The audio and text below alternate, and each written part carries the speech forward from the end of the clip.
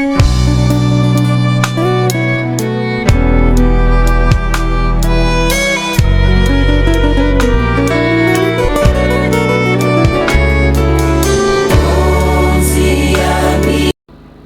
peuple de Dieu, shalom, et meilleurs vœux partout où vous êtes, partout où vous nous suivez en ce moment.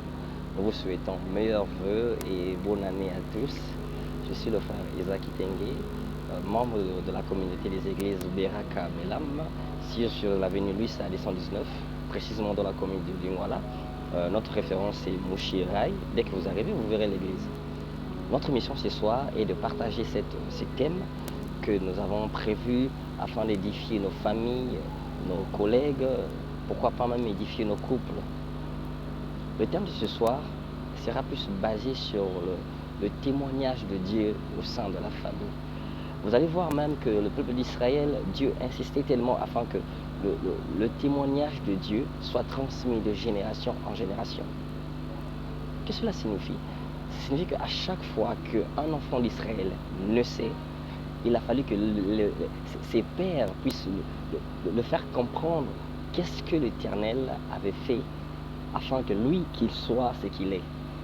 C'est pourquoi à chaque fois, j'aimerais qu'au sein de la famille, que nous puissions cultiver cette façon de faire, cette façon de ramener la famille à comprendre qu'est-ce que l'Éternel avait fait avant que vous puissiez naître. Et devant des situations pareilles, qu'est-ce que l'Éternel peut faire? Si Israël avait adopté cette culture, afin qu'à chaque fois qu'Israël devrait rappeler à l'Éternel ce qu'il a fait à leur père, c'est parce qu'il y a des moments où Israël était dans la détresse, Israël était dans des moments difficiles, qu'il a fallu rappeler à Dieu, voilà comment tu avais fait à nos pères. Oh Seigneur, réellement que tu le fasses aussi pour nous en ce moment. Vous voyez, c'est une meilleure façon d'intégrer l'Éternel au sein de la famille. C'est une façon de partager l'Éternel au sein de la famille.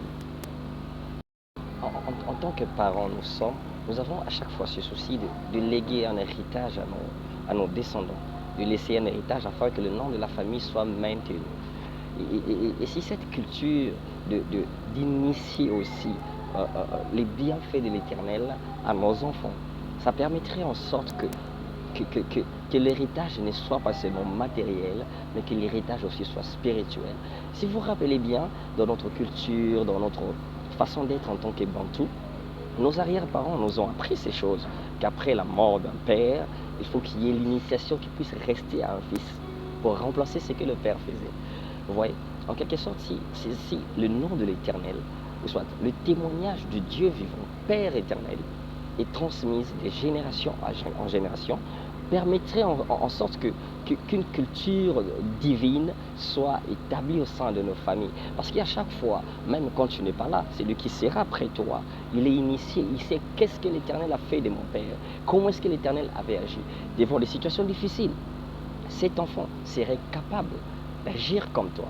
Si vous allez voir, Isaac disait le Dieu d'Abraham, et Jacob invoque le Dieu d'Isaac. Et si toi tu transmets à ton enfant que Dieu était tellement fidèle, et lui il sait que Dieu est fidèle, devant les situations difficiles, il ne peut pas avoir crainte.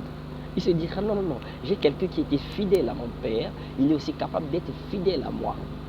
C'est pourquoi je nous exhorte ce soir de transmettre cette culture, ce témoignage de Dieu qui fait dans vos vies à vos enfants, afin d'instaurer la présence de Dieu, d'instaurer la divinité de Dieu avec l'Éternel, soit transmise de génération en génération. Comme en quittant d'Abraham jusqu'aux enfants de Jacob, vous allez voir que l'expérience dont Abraham a vécu avec l'Éternel, l'expérience dont Isaac a vécu avec l'Éternel, l'expérience dont Jacob a vécu avec l'Éternel a été transmise de génération en génération. Pourquoi pas cette culture? Nous devons le vivre. Est-ce que nous sommes seulement censés de léguer à nos enfants l'héritage qui est matériel? Ah non. J'aimerais dire qu'au-dessus de tout, il y a le spirituel. Léguez à vos enfants un héritage qui est Dieu. Vous verrez qu'au-dessus de l'héritage qui est Dieu, ils auront maintenant le matériel. Parce qu'on ne peut pas maintenir le matériel sans maintenir le spirituel. Car le matériel dépend du spirituel. Que l'Éternel nous bénisse. Qui sera